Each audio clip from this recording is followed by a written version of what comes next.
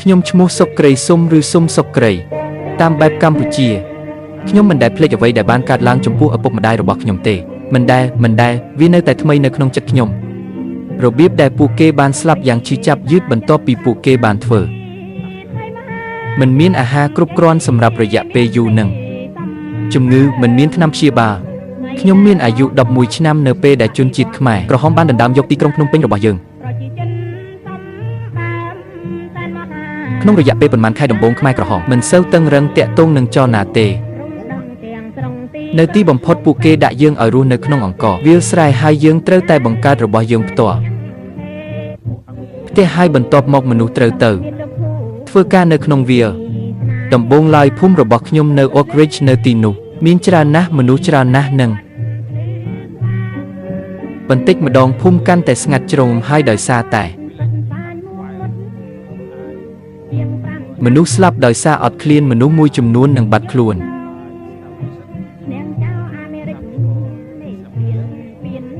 មនុស្សមួយចំនួនត្រូវបានគេយកទៅឆ្ងាយខ្ញុំចង់ប្រាប់អ្នកបន្តិចអំពីរបៀបរស់នៅរបស់យើងនៅពេលនោះអ្វីត្រូវបានគ្រប់គ្រងដោយរដ្ឋគ្មានទីផ្សារគ្មានជីវិតឯកជនគ្មានបុគ្គលនិយមអ្វីទាំងអស់ទ្រព្យសម្បត្តិនីមួយត្រូវតែចុះចូលនឹងអង្គការយើងត្រូវញ៉ាំអាហារជុំគ្នាយើងត្រូវតែដេកជាមួយគ្នាស្ត្រីរស់នៅជាមួយស្ត្រីបុរសរស់នៅជាមួយបានរស់នៅជាមួយបុរសដូច្នេះមនុស្សគ្រប់គ្នាត្រូវបានបំបែកចេញពីគ្រួសារមានពេលមួយម្ដាយខ្ញុំបានមករកខ្ញុំអង្វរខ្ញុំឲ្យផ្ដល់ពោតឲ្យនាងក្នុងនាមជាព្រះមួយអង្គដែលត្រូវបានជ្រើសរើសវាគឺជាសិទ្ធិពិសេសសម្រាប់អ្នកដែលត្រូវបានជ្រើសរើសដោយអាជ្ញាធរដើម្បីឃ្លាំមើលកសិដ្ឋានខ្ញុំត្រូវតែគោរពច្បាប់គោរពតាមការគ្រប់គ្រងរបស់ខ្មែរដែលអ្នកត្រូវតែដឹងពីអារម្មណ៍ឬអារម្មណ៍ជាមួយក្រុមគ្រួសារម្ដាយខ្ញុំបានមករកខ្ញុំដោយអង្វរសុំពោតត្រូវបរិភោគព្រោះនាងឃ្លានខ្លាំងដំបូងឡើយខ្ញុំបាននិយាយថាទេខ្ញុំមិនអាចធ្វើបែបនោះបានទេខ្ញុំមិនអាចផ្ដល់ពោតឲ្យអ្នកបានទេប្រសិនបើខ្ញុំបានឲ្យអ្នកហើយប្រសិនបើខ្ញុំមិនអាចធ្វើបានឲ្យពោតទៅអ្នកខ្ញុំកំពុងមានបញ្ហាប៉ុន្តែជាកូនប្រុសម្នាក់ទីបំផុត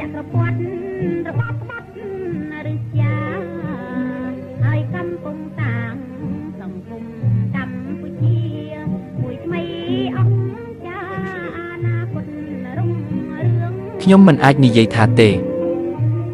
នាងបន្តអង្វរខ្ញុំហើយបន្ទាប់មកខ្ញុំ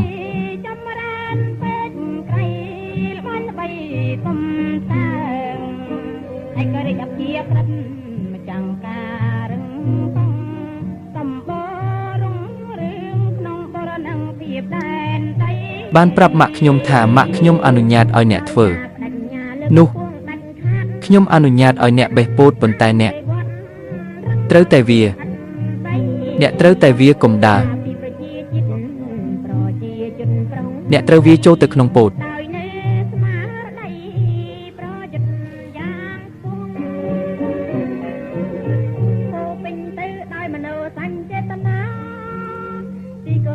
អ្នកត្រូវតែវាចូលទៅក្នុងពោតហើយដល់កណ្ដាលពោតហើយពេលណាអ្នកបានឃើញពោតអ្នកគ្រាន់តែរើសពោតហើយអ្នកញ៉ាំអាហារដោយផ្អៀងខ្លួនទៅលើផ្ទៃទេហើយនាងបានធ្វើដូច្នោះខ្ញុំជាអ្នកយាមខ្ញុំអង្គុយលើដើមឈើហើយមិនមែនមានតែខ្ញុំទេដែលមាន